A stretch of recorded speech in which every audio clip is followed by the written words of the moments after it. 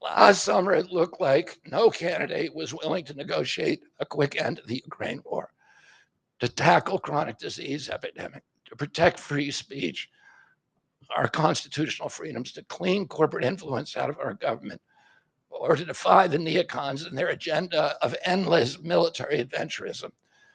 But now one of the two candidates has adopted these issues as his own to the point where he has asked to enlist me in his administration. I'm speaking, of course, of Donald Trump.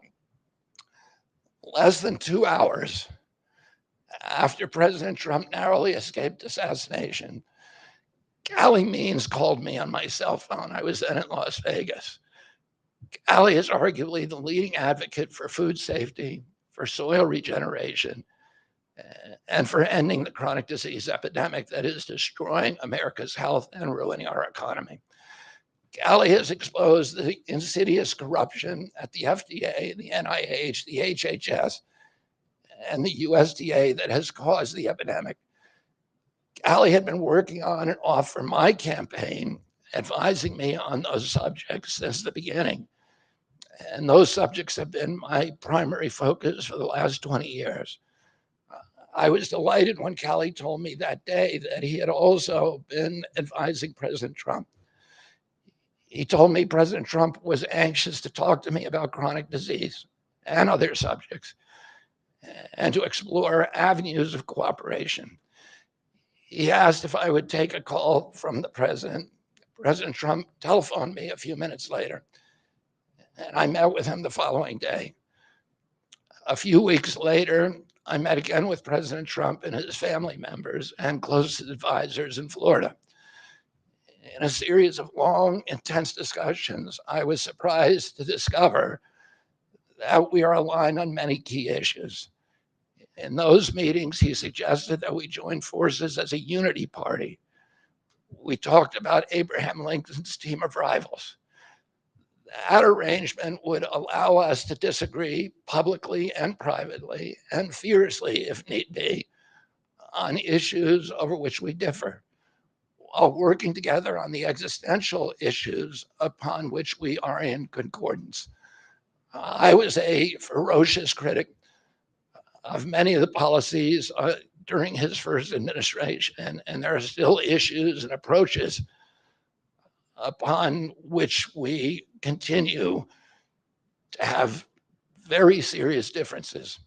But we are aligned with each other on other key issues like ending the forever wars, ending the childhood disease epidemics, securing the border, protecting freedom of speech, unraveling the corporate capture of our regulatory agencies, getting the US intelligence agencies out of the business of propagandizing and censoring and surveilling Americans and interfering with our elections.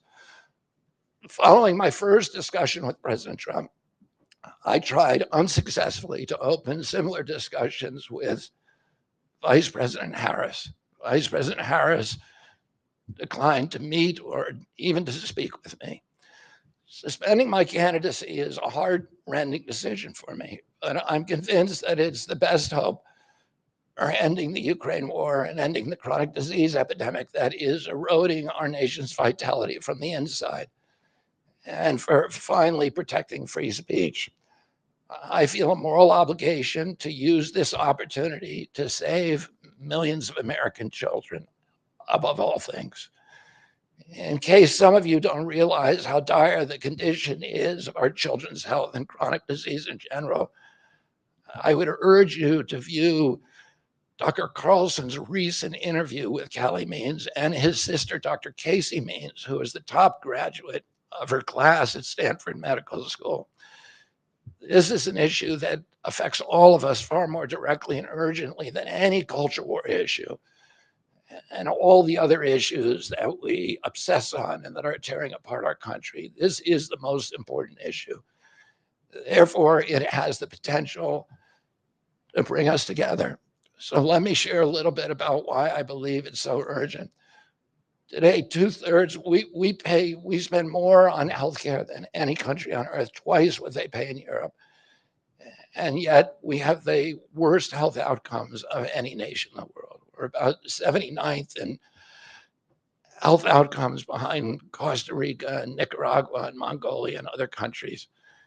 Nobody has a chronic disease burden like we have. And during the COVID epidemic, we had the highest body count of any country in the world. We had 16% of the COVID deaths, and we only have 4.2% of the world's population. And CDC says that's because we are the sickest people on earth. We have the highest chronic disease rate on earth. And the average American who died from COVID had 3.8 chronic diseases. So these were people who had immune system collapse, who had mitochondrial dysfunction. And no other country has anything like this. 2/3 of American adults and children suffer from chronic health issues. 50 years ago, that number was less than 1%. So we've gone from 1% to 66%. In America, 74% of Americans are now overweight or obese, and 50% of our children. 120 years ago, when somebody was obese, they were sent to the circus. There were case reports done about them. Obesity was almost unknown. In Japan, the childhood obesity rate is 3% compared to 50% here. Half of Americans have prediabetes or type 2 diabetes. When my uncle was president, I was a boy, juvenile diabetes was effectively non-existent. A typical pediatrician would see one case of diabetes during his entire career, a 40 or 50-year career. Today, 1 out of every 3 kids who walks through his office door is diabetic or pre-diabetic. And the mitochondrial disorder that caused diabetes also causing Alzheimer's, which is now classified as diabetes.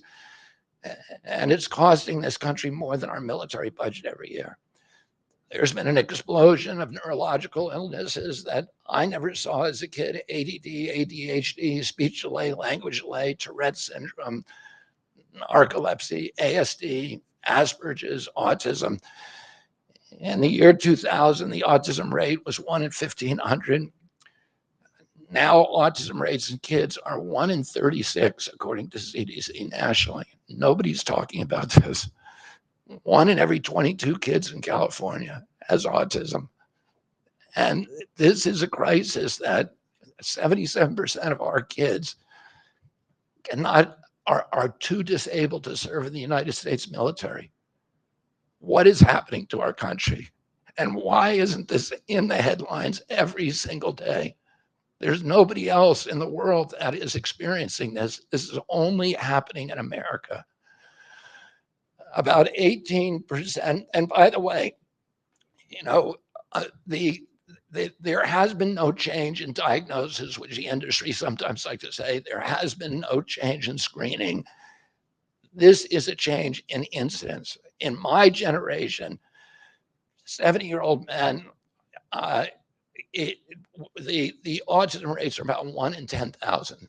In my kids' generation, 1 in 34. I'll repeat, in California, 1 in 22. Why are we letting this happen? Why are we allowing this to happen to our children? These are the most precious assets that we have in this country.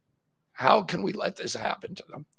About 18% of American teens now have fatty liver disease. That's like 1 out of every 5. That disease, when I was a kid, only affected late-stage alcoholics who were elderly. Cancer rates are skyrocketing in the young and the old. Young adult cancers are up 79%. 1 in 4 American women is on antidepressant medication. 40% of teens have a mental health diagnosis. And 15% of high schoolers are on Adderall, and 500,000 children on SSRIs. So what's causing this suffering? I'll name 2 culprits. First, and the worst, is ultra-processed food. About 70% of American children's diet is ultra-processed. That means industrial, manufactured in a factory. These foods consist primarily of processed sugar, ultra-processed grains, and seed oils. Laboratory scientists who many of whom formerly worked for the cigarette industry, which purchased all the big food companies in the 1970s and 80s, deployed thousands of scientists to figure out chemicals, new chemicals, to make the food more addictive. And these ingredients didn't exist 100 years ago. Humans aren't biologically adapted to eat them. Hundreds of these chemicals are now banned in Europe, but ubiquitous in American processed foods. The second culprit is toxic chemicals in our food, our medicine, in our environment. Pesticides, food additives, pharmaceutical drugs, and toxic waste permeate every cell of our bodies. The assault on our children's cells and hormones is unrelenting. To name just one problem, many of these chemicals increase estrogen because young children are ingesting so many of these hormone disruptors. America's puberty rate is now occurring at age 10 to 13, which is 6 years earlier than girls were reaching puberty in 1900. Our country has the earliest puberty rates of any continent on the earth. And no, this isn't because of better nutrition. This is not normal. Breast cancer is also estrogen driven, and it now strikes 1 in 8 women. We are mass poisoning all of our children and our adults. Considering the grievous human cost of this tragic epidemic of chronic disease, it seems almost crass to mention the damage it does to our economy. But I'll say it is crippling the nation's finances. When my uncle was president, our country spent $0 on chronic disease. Today, government healthcare spending is almost all for chronic disease, and it's double the military budget.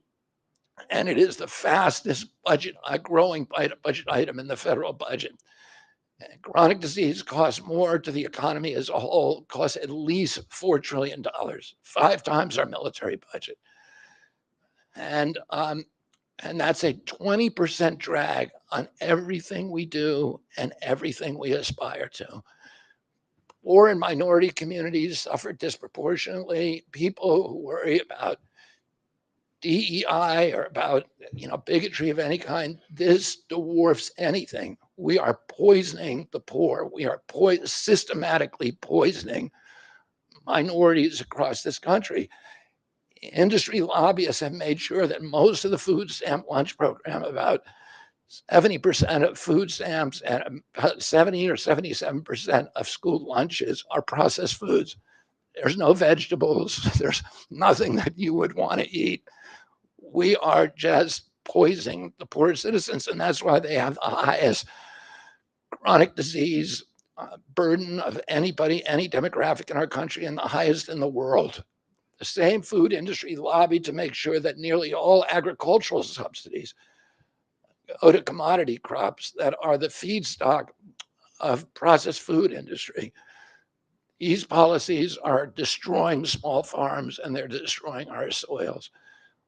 We give about, I think, 8 times as much in subsidies to tobacco than we do to fruits and vegetables. It makes no sense. If we want a healthy country, the good news is that we can change all this. We can change it very, very quickly. America can get healthy again. To do that, we need to do 3 things. First, we need to root out the corruption in our health agencies. Second, we need to change incentives in our healthcare system. And third, we need to inspire Americans to get healthy again. 80% of NIH grants go to people who have conflicts of interest. These are the people, virtually everybody who sits, Joe Biden just appointed a new panel to NIH to decide the food recommendations. And they're all people who are from the industry. They're all people who are from the processed food companies. They're deciding what Americans, here is healthy. And the recommendations on the food pyramid and what goes to our school lunch programs, what go to the program, the Swiss program, the food stamp programs, they're all corrupted and conflicted individuals. These agencies, the FDA, USDA, and CDC, all of them are controlled by giant for-profit corporations. 75% of the FDA's funding doesn't come from taxpayer, it comes from pharma. And pharma executives and consultants and lobbyists cycle in and out of these agencies with President Trump's backing. I'm going to change that. We're going to staff these agencies with honest scientists and doctors who are free from industry funding. We're going to make sure the decisions of consumers, doctors, and patients are informed by unbiased science. A sick child is the best thing for the pharmaceutical industry. When American children or adults get sick with a chronic condition, they're put on medication for their entire life. Imagine what will happen when Medicare starts paying for Ozempic, which costs $1,500 a month, and it's being recommended for children as young as 6, all for a condition, obesity, that is completely preventable and barely even existed 100 years ago.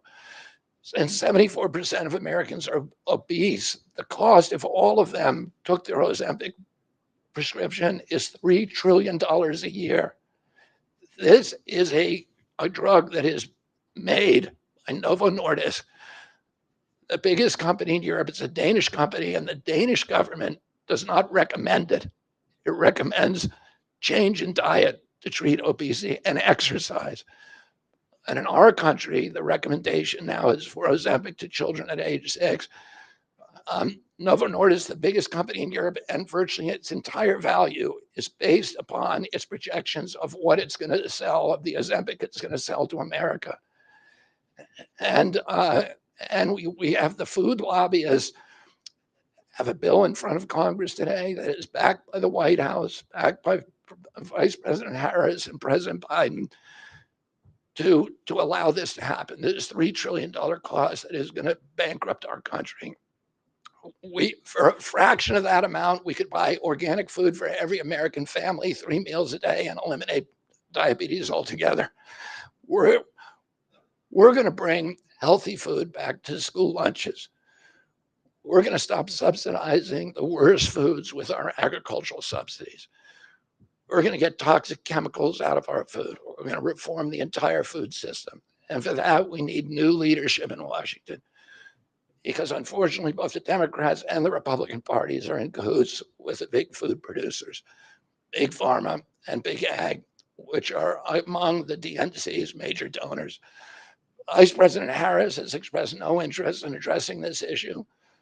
4 more years of Democratic rule will complete the consolidation of corporate and neocon power, and our children will be the ones who suffer most. I got involved with chronic disease 20 years ago, not because I chose to or wanted to. It was essentially thrust upon me. It was an issue that should have been central to the environmental movement. I was a central leader at that time, but it was widely ignored by all the institutions, including the NGOs, who should have been protecting our kids against toxins. It was an orphaned issue, and I had a weakness for orphans. I watched generations of children get sicker and sicker. I had 11 siblings, and I had 7 kids myself. I was conscious of what was happening in their classrooms and to their friends, and I watched these sick kids, these damaged kids. In that generation, almost all of them are damaged. And nobody in power seemed to care or to even notice. For 19 years, I prayed every morning that God would put me in a position to end this calamity. The chronic disease crisis was one of the primary reasons for my running for president, along with ending censorship in the Ukraine war. It's the reason I've made the heart-wrenching decision to suspend my campaign and to support President Trump. This decision is agonizing for me because of the difficulties it causes my wife and my children and my friends. But I have the certainty that this is what I've meant to do. And that certainty gives me internal peace, even in storms. If I'm given the chance to fix the chronic disease crisis and reform our food production, I promise that within 2 years, we will watch chronic disease burden lift dramatically. We will make Americans healthy again. Within 4 years, America will be a healthy country. We will be stronger, more resilient, more optimistic, and happier. I won't fail in doing this. Ultimately, the future, however it happens, is in God's hands and in the hands of the American voters and those of President Trump. If President Trump is elected and honors his word, the vast burden of chronic disease that now demoralizes and bankrupts the country will disappear. This is a spiritual journey for me. I reached my decision through deep prayer, through hard nosed logic, and I asked myself, what choices must I make to maximize my chances to save America's children and restore national health? I felt that if I refused this opportunity, I would not be able to look myself in the mirror, knowing that I could have saved lives of countless children and reversed this country's chronic disease epidemic. I'm 70 years old. I may have a decade to be effective. I can't imagine that President Harris would allow me or anyone to solve these dire problems. After 8 years of President Harris, any opportunity for me to fix the problem will be out of my reach forever. President Trump has told me that he wants this to be his legacy. I'm choosing to believe that this time he will follow through. His son, his biggest donors, his closest friends, and all support this objective. My joining the Trump campaign will be a difficult sacrifice for my wife and children, but worthwhile if there's even a small chance of saving these kids. Ultimately, the only thing that will save our country and our children is if we choose to love our kids more than we hate each other. That's why I launched my campaign to unify America.